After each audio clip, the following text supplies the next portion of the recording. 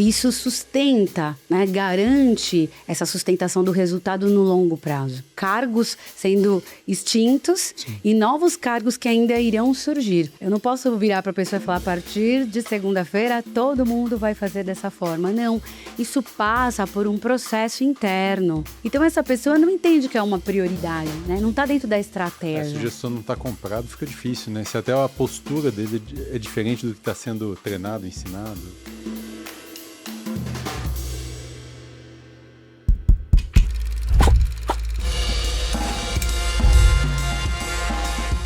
Olá, tudo bem? Que bom estar aqui de novo com vocês no nosso Farma Sem Edição. Eu sou Rodrigo Gonçalves, sou cardiologista e hoje aqui do meu lado estou com a Maria Anacleto. Oi, pessoal, prazer estar aqui para mais episódio do Farma Sem Edição.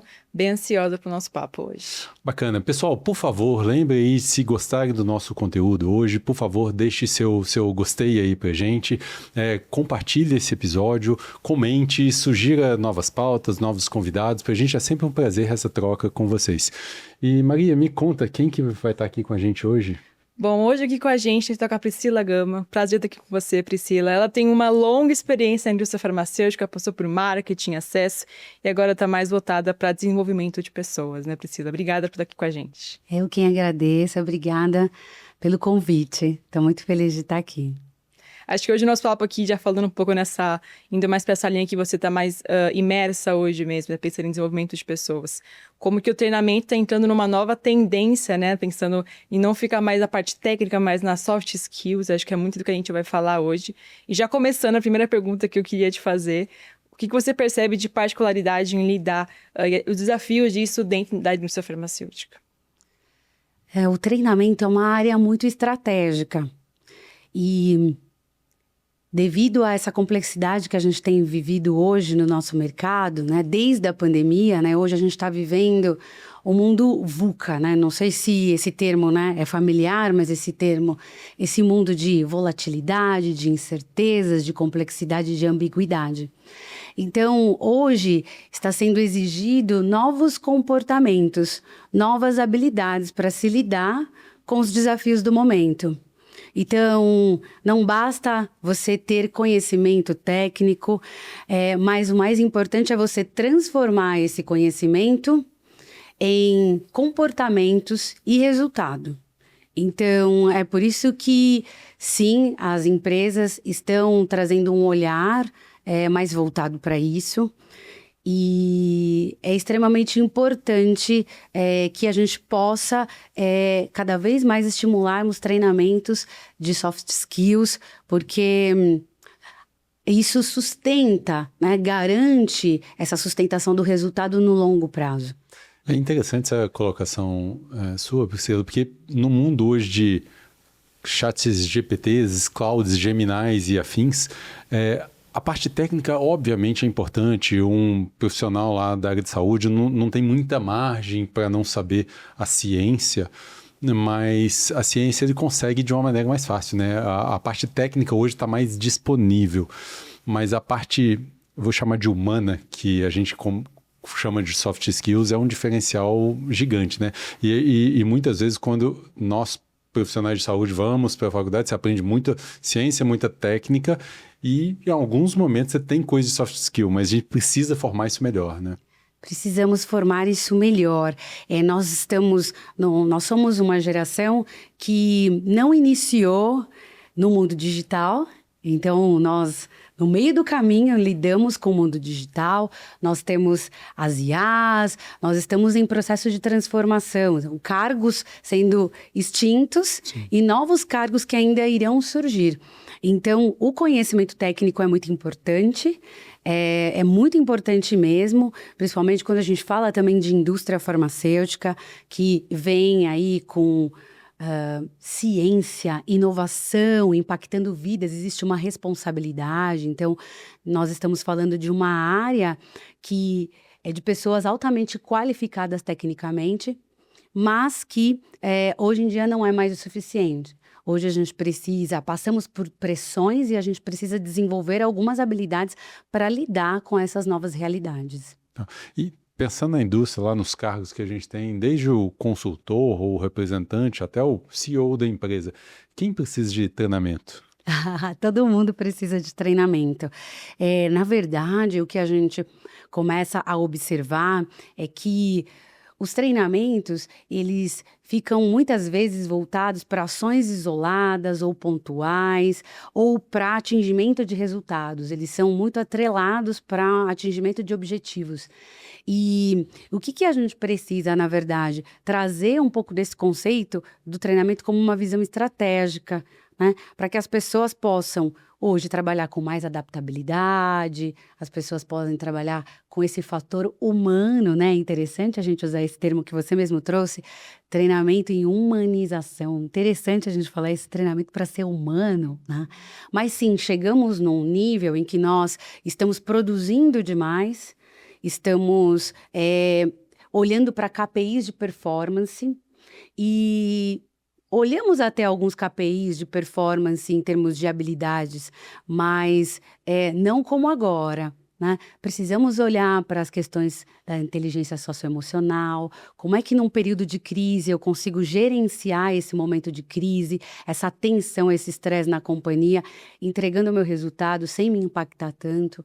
Então, esse tipo de treinamento de soft skills, ele é super importante e ele vai desde de quem está chegando a os níveis mais altos da liderança, principalmente os níveis mais altos da liderança, porque todo esse ambiente vai favorecer com que esses comportamentos possam ser implementados no dia a dia. Perfeito. E me conta uma coisa, Priscila, pensando agora no colega que trabalha na indústria, ele é um gerente de treinamento, um diretor de treinamento, para ele executar uma ação qualquer de treinamento, vai ter um custo, ele tem um gasto, ele provavelmente vai ter que montar um projeto, alguma coisa e apresentar para ter uma liberação de verba. Como é que você pensa que ele pode fazer um planejamento e conseguir essa verba? Então, você acha que ele tem que tentar demonstrar um ROI, tem outros ROIs possíveis que não só o financeiro e econômico? Como é que ele coloca esse fator humano nisso para ele conseguir o dinheiro para executar as ações?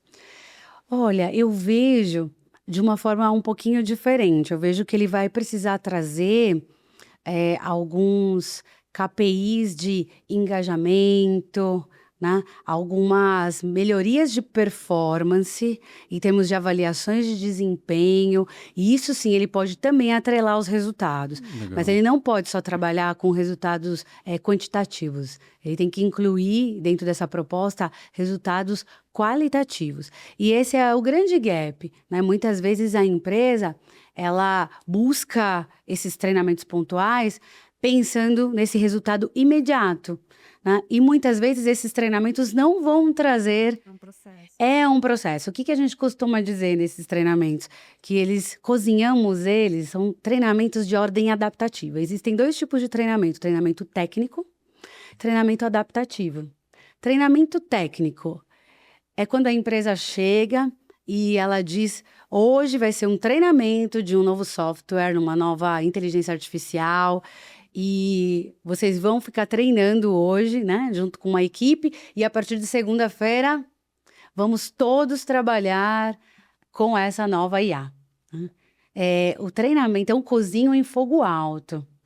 Treinamento adaptativo, eu cozinho em fogo baixo. Então, vocês hoje vão mergulhar-se, né, dentro de um treinamento que vai falar sobre liderança, vai falar sobre comunicação não violenta, feedbacks. Então, eu não posso virar para a pessoa e falar: a partir de segunda-feira todo mundo vai fazer dessa forma. Não, isso passa por um processo interno de adaptação. Essas pessoas, elas precisam de tempo, essas pessoas vão implementando alguns comportamentos no dia a dia com as suas famílias, com os pares, com as pessoas que estão ao seu redor. E aí, consequentemente, elas vão conseguir implementar no dia a dia. Então, ele passa por todo esse processo. Então, por isso a dificuldade de se implementar projetos assim, porque o resultado se espera que ele seja imediato, e ele não é imediato.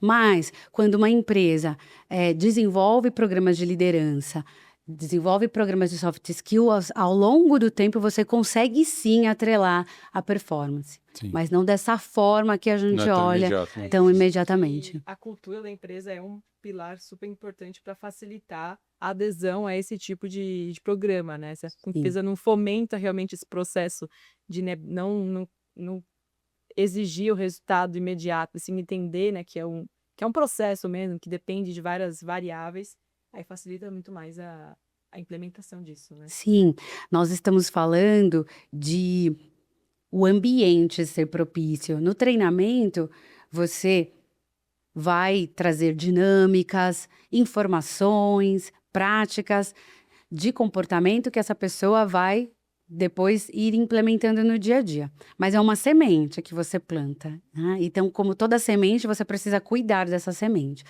Então, o ambiente é muito importante. Se esse ambiente não proporciona com que essas pessoas possam também errar, cometer erros, né? Não existe abertura para conversas francas, para sigilo também. Se esse ambiente traz essa incoerência, né? Então, de muita desorganização versus o que é exigido, nós lidamos com muita resistência das pessoas, então nós lidamos com esse ambiente mais não propício para que essa semente, né, cresça e dê frutos, né, ao longo do tempo. E pensando no ambiente, já agora no ambiente de treinamento, quais as tendências que você enxerga nesses momentos de treinamento, até na formatação mesmo da experiência que você vê que está fazendo sentido, que as pessoas ficam engajadas, que geram resultado no final? Sim, eu percebo que programas de treinamento estruturados com começo, manutenção, meios e fins, eles são os que trazem mais resultado. Então, formatos imersivos também, que possam fazer com que essa pessoa se desligue um pouco da sua rotina. Então, atualmente faço alguns treinamentos que eles começam online, né, híbridos, né, formatos híbridos. Depois as pessoas vão para um formato presencial de 2 dias. Depois elas dão continuidade, fazem uma outra reciclagem desses comportamentos. Então, a gente dando essas continuidades, né, esses modelos, eles fazem bastante sentido. É muito importante que essas pessoas elas, dentro desses treinamentos, elas também se sintam seguras para serem que elas realmente são. E o que funciona também é a gente ter esse apoio das lideranças, né, para que as lideranças respeitem, entendam e compreendam, né, e possam se engajar dentro desses processos de treinamento para que eles aconteçam, né? Então, eu vou te dar um exemplo. Já aconteceu de muitas vezes eu dar treinamentos e o profissional precisar sair porque o gestor dele convocou, fez uma convocação em último tempo para que essas pessoas saíssem, e aí saem 5 pessoas, então acontece aquela quebra. Então essa pessoa não entende que é uma prioridade, né? Não Sim. está dentro da Se o estratégia. gestor não está comprado, fica difícil, né? Se até a postura dele é diferente do que está sendo treinado, ensinado. Sim, fica e eu complexo. mesma, né, eu tenho também essa própria experiência de muitas vezes estar dentro de treinamentos importantíssimos e não conseguir me desligar porque o gestor precisava de um relatório, então Hoje em dia, com para-se WhatsApps e tudo. afins, né? O tempo todo.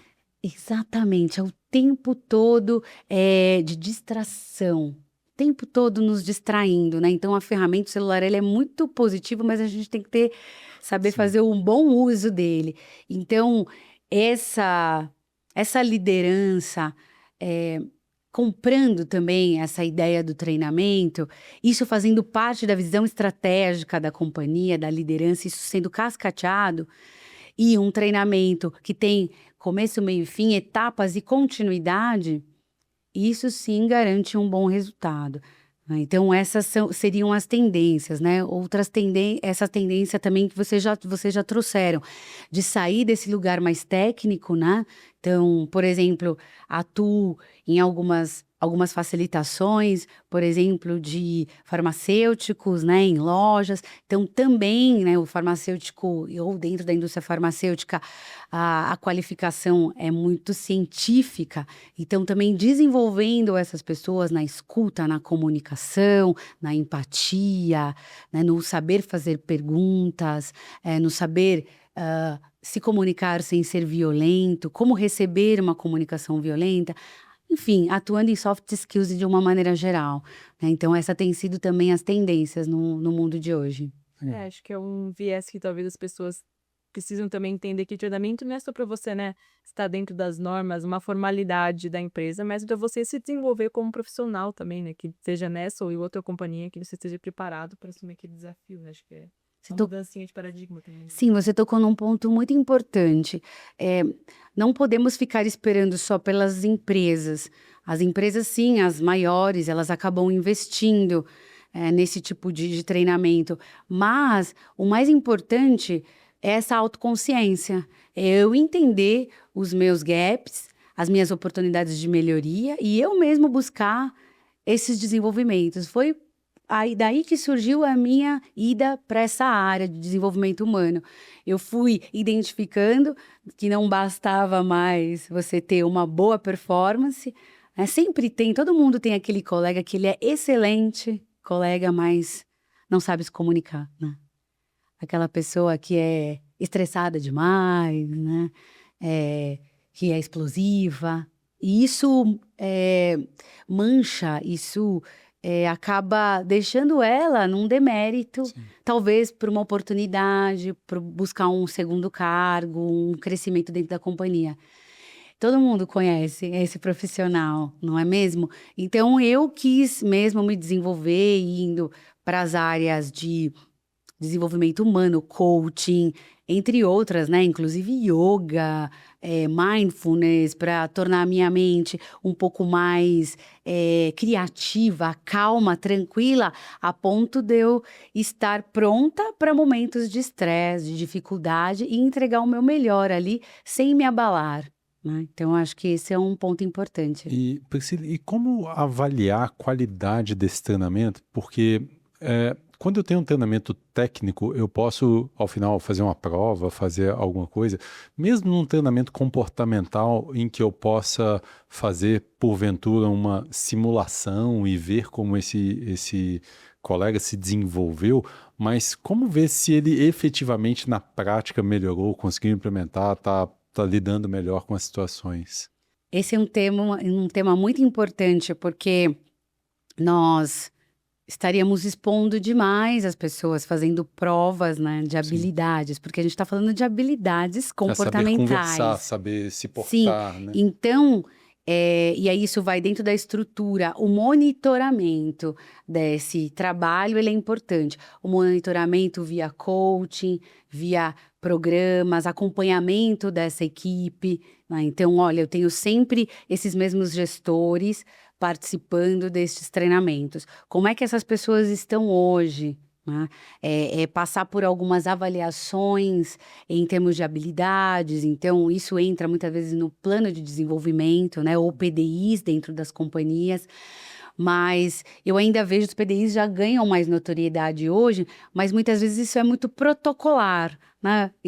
Um PDI vem antes da pessoa ganhar uma participação nos lucros, nos resultados. Então, é feito uma vez por ano, de forma protocolar, não é feito feedbacks constantes. Então, ou se tem uma pessoa contratada para fazer esse monitoramento, né, via coaching, ou esses feedbacks, né, e esse acompanhamento, ele acontece ao longo do tempo, mediante necessidades e observando e fazendo ajustes ao longo do caminho. Então, essa para mim seria a forma mais efetiva de se fazer esse acompanhamento. Legal. Bem acompanhando mesmo o dia a dia desse colega, não é pontual, né? Não dá para ser pontual. Não é pontual. Seletivo, né, de ver se avança. Sim, o gestor, né, muitas vezes observando, então olhando dentro dos conflitos, como é que foi gerenciado esse conflito, trazendo exemplos, né? Isso entra realmente, não consigo pensar em outra ferramenta que não seja a ferramenta de feedbacks, né?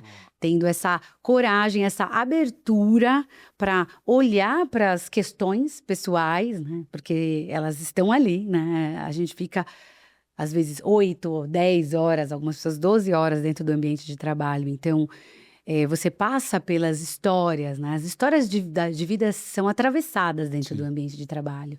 Então, tudo isso precisa ser considerado. Precisa ser considerado se a pessoa está passando por um luto, precisa ser considerado se essa pessoa está tendo alguma crise emocional. Tudo isso hoje está sendo levado em consideração, o que não era antigamente, né? Então, a gente ia, tá bom, como é que foi a sua liderança? De 1 a 5, ia lá o gestor te autoavaliava e depois tinha uma conversa, muitas vezes rasa com você de feedback.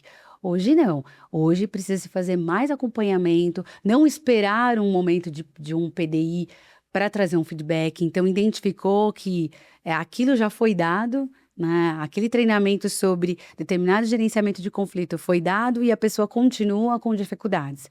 Vamos conversar com essa pessoa. Quais são as suas principais dificuldades hoje? Como que você pode resolver isso a partir de agora, mediante esse conhecimento que você tem hoje? Então, é dessa forma. Legal. E você trabalha muito no dia a dia, atualmente você tem trabalhado bastante com treinamento de PDV, da força de vendas lá dentro da farmácia. Então, farmacêutico, balconista e afins aí. Quão diferente é o treinamento do PDV para o treinamento do pessoal da farma? Como é que tem sido isso? Você tem conseguido colocar coisas digitais? Tem que ser mais presença? Como é que é isso? Olha, o treinamento em PDV ele é um pouquinho diferente do treinamento da indústria. A indústria, ela fica muito voltada para a parte científica, técnica, mas também em algumas habilidades comerciais. Mas o treinamento em PDV, eles são muito mais técnicos, né? Porque muitas coisas tecnicamente são tratadas na farmácia. Muitas vezes o médico, ele, por essa questão ainda de hierarquia do médico em relação ao paciente, essa relação de médico-paciente ainda ter muitas polêmicas, né? Do paciente não conseguir expor o que está realmente de fato acontecendo, tirar as dúvidas. Sim. Então, existem muitos gaps nessa relação do médico e do paciente que o farmacêutico recebe esse problema na farmácia. Então, o farmacêutico e o balconista, eles resolvem muitos problemas da saúde, né? Ele resolve, os pacientes chegam ali estressados, com dor. Então, são outros desafios que esses farmacêuticos têm no dia a dia. Além de tudo isso, existe também uma questão que eu ouço muito, né, por parte dessas lojas, que é a questão dos valores, né, do preço, né? Muitas vezes eles são reduzidos, né? Farmacêuticos que fizeram faculdades, né, que estudaram, eles muitas vezes são reduzidos a um dispensador de remédio, e eles não são. Eles são muito mais do que isso. Sim. Eles são agentes de saúde. Então, essa tendência, né, as empresas do varejo que têm olhado para esse farmacêutico hoje, para essa farmácia e a importância dessa farmácia dentro do ecossistema em saúde, o quanto ela é importante, isso vem mudando a forma como nós trazemos treinamentos e abordagens para eles. Então, sim, eles têm muito treinamento técnico, mas eles também precisam de muito treinamento em soft skills, porque eles recebem esses pacientes, eles recebem esses problemas. E eu diria muito mais, né? Eles também, por exemplo, o médico prescreveu uma medicação, pediu para o paciente retirar no governo, o paciente não conseguiu retirar porque acontece, né? Sim. A indústria sabe disso também. Quem resolve esse problema é o PDV. Então, o PDV, ele acaba facilitando muito esse caminho, ele participa da jornada do paciente de forma muito intensa. E eu vejo que as indústrias farmacêuticas ainda não entenderam tanto assim essa importância. Tanto é que poucas se deslocam para o ponto de venda. E quando se deslocam, não entendem ainda muito bem a linguagem do ponto de venda. Uhum. Elas vão com uma abordagem muito médica, né, para o PDV, e é completamente diferente. E você acha que existe o espaço para a indústria chegar a mais? Essas farmácias estão de portas abertas para receber a indústria? Sim, existe espaço, mas ao mesmo tempo a gente precisa lidar com a falta de tempo, um turnover alto dentro desses locais e as dificuldades que esse local tem de atender a população. Sim. Então, a indústria, ela precisa se posicionar como muito mais uma parceira da farmácia do que querendo vender, né? Ou querendo trabalhar muito Fazer mais uma essa barganha abordagem ali. de sellout, que é a abordagem de hoje, estoque, né? Fica muito voltada para estoque, para gôndola. É muito mais uma abordagem comercial que privilegia a indústria do que uma abordagem mais empática, Tá. né? Que trabalha o ganha-ganha, a parceria, né? Então eu vejo que falta um pouco dessa temperatura, mas para isso a indústria farmacêutica precisa deslocar um pouco mais o olhar e trabalhar mais essa abertura. Tá. E pensando em formato de treinamento, Priscila, o que você tem acompanhado que tem funcionado? Pensando assim, agora é mais legal, você falou do híbrido, presencial, mas ainda funciona a aula expositiva? Tem que ter uma gamificação, tem que ter um jogo? O que você vê que funciona bem, assim, óbvio, né, que tem muitos diferentes nuances aí, né, de Sim. perfis, mas de modo geral, o que você vê de tendência para isso? É interessante, mas as tendências estão agora nos presenciais de volta. É muito interessante isso. As pessoas Nós- cansaram um pouco do online, né? As pessoas cansaram um pouco, as pessoas não querem ficar muito mais nas telas. Falta esse fator humano. Nós temos feito de forma híbrida esses treinamentos, eu tenho feito com as equipes, né? Eu trabalho com outros coachings, mas mesmo fazendo o formato híbrido, que tem o seu benefício, porque eu consigo atingir o Brasil, fora do Brasil, né? Então tem essa facilidade de custo, mas ao mesmo tempo eu não consigo garantir a atenção dessa pessoa. Eu não consigo saber o quanto essa pessoa tá Está lá de captando. verdade, né? Eu não consigo ler essa pessoa, né? Muitas vezes a pessoa tira a câmera, tá tudo bem ela tirar a câmera e eu não consigo atingir essa pessoa, impactar essa pessoa.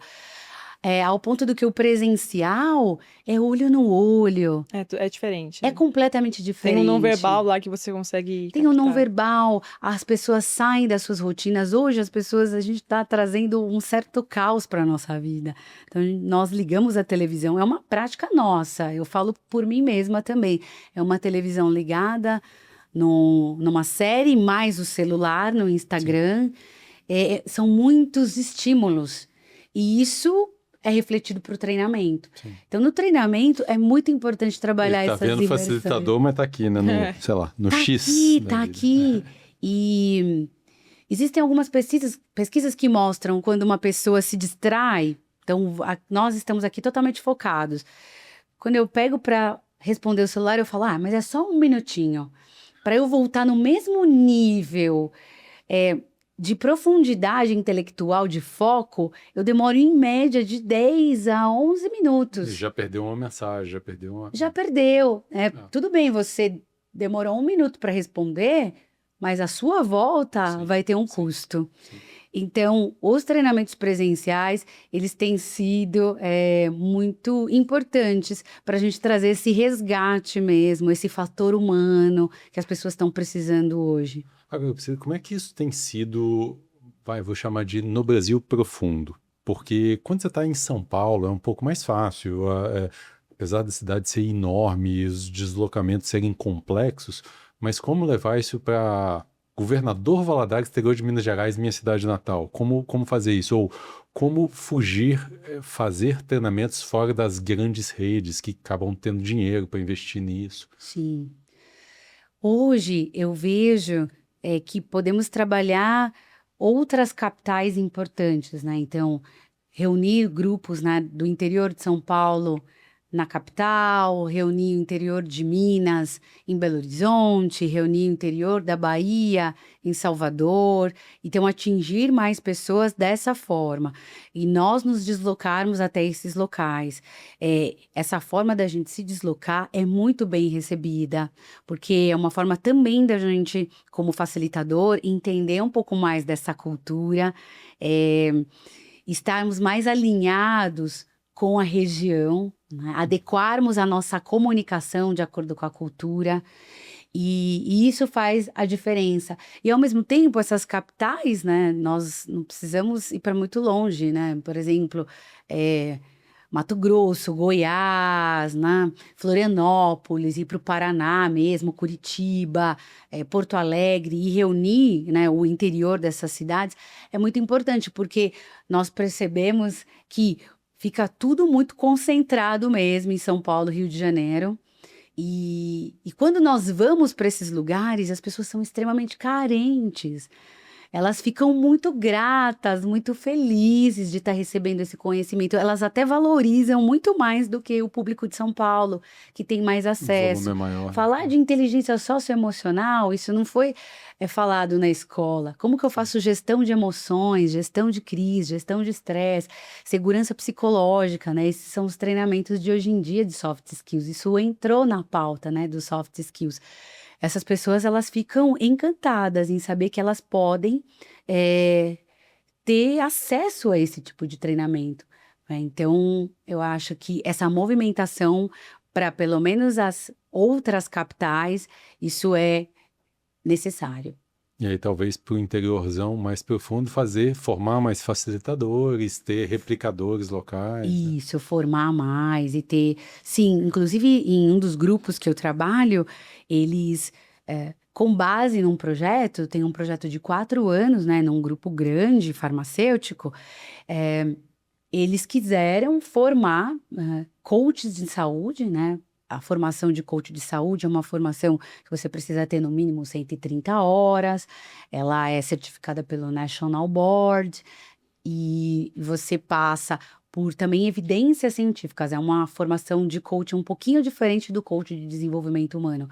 E essa formação, essa empresa, ela levou para algumas pessoas que ela selecionou da equipe, então ela fez uma multiplicação, levou pelo menos para umas 10 pessoas da equipe. E está disseminando esse conhecimento internamente. Se for uma rede espalhada pelo país inteiro, precisa, né? Sim, não dá. precisa, é fundamental. Fora das grandes redes, existe treinamento? Você tem visto isso? As farmácias pequenas de bairro, como é que tem sido? Ou ainda é uma realidade que é muito distante? Eu vejo muitos treinamentos técnicos. Empresas que estabelecem muitos treinamentos técnicos e pouco se importando com treinamentos em habilidades e competências comportamentais. Mas as pessoas também muito cansadas dos treinamentos técnicos, porque é uma carga grande de informação, né? Então, treinamentos de injetáveis, enfim, aí são Cadeia muitos. fria, não sei o quê. Cadeia fria, enfim, quando chega uma norma nova, né, técnica da Anvisa e todo mundo passa por reciclagem, por revisão, eu percebo que essas pequenas farmácias estão investindo ainda nesses treinamentos, Sim. infelizmente. O fogo que eu imagino que para uma farmácia pequena de bairro, que tem poucos funcionários, ela até nem consiga, mas talvez a gente tinha que ter algumas associações que consigam ministrar para 3, 4, 5 farmácias, para poder ter até volume de pessoas para isso, né? Perfeito. E tem uma outra questão, quem está um pouco mais antenado, entende essa figura dessa nova farmácia no Brasil. Então, nós tivemos aí essa mudança, né, já há alguns anos, e algumas empresas já estão se deslocando, entendendo que a farmácia, ela vai muito além, né, desse dispensador de medicamento. Eu preciso de uma receita controlada, é legal ou uma isso, né? aplicação. Possibilitar o farmacêutico a voltar a ser farmacêutico clínico e não só o gerente, o dispensador. Perfeito. É exatamente isso. É resgatar a relação humana que havia antigamente. Né? Esse fator humano. Então, o que eu faço? Né? Então, por isso estão entendendo como é que é o meu ecossistema aqui. Eu tenho um posto de saúde perto, eu tenho uma UPA, eu tenho uma UBS, eu posso... tenho um hospital próximo e a própria farmácia ser uma facilitadora desse trabalho. Então, quem está entendendo esse papel da nova farmácia no Brasil está investindo um pouco mais nesse tipo de abordagem. Bacana. Infelizmente, nosso tempo está esgotado. Os meninos já estão mandando a gente encerrar ali. Mas, de verdade, foi um prazer falar contigo. Queria saber se você tem algum recado, alguma mensagem final aí para quem está nos assistindo. Sim. Bom, primeiro eu quero agradecer mais uma vez a oportunidade de estar aqui falando sobre um dos temas que eu sou encantada, que é o desenvolvimento humano. O desenvolvimento humano, ele precisa acontecer dentro das empresas, dentro das companhias, porque esse é o meio do caminho entre transformar a técnica em resultado. Então, quando a gente fala de performance, as altas performances, nós precisamos cada vez mais olhar para estas habilidades, né?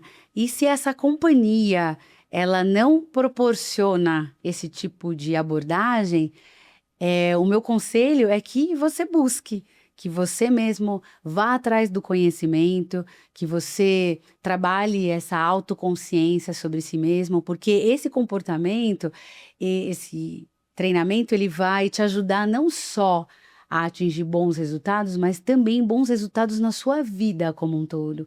Vai melhorar as tuas relações, vai melhorar o seu dia a dia. Você pode se sentir até mais feliz e mais tranquilo com apenas alguns ajustes comportamentais que você pode trazer para o seu dia a dia.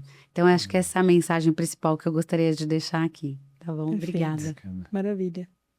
Obrigada, pessoal. Não se esqueça de conferir se você está inscrito, se deixou aquele gostei e comentar dicas, sugestões de novos temas aqui para o Farmácia em Edição. A gente se vê daqui 15 dias aqui no YouTube.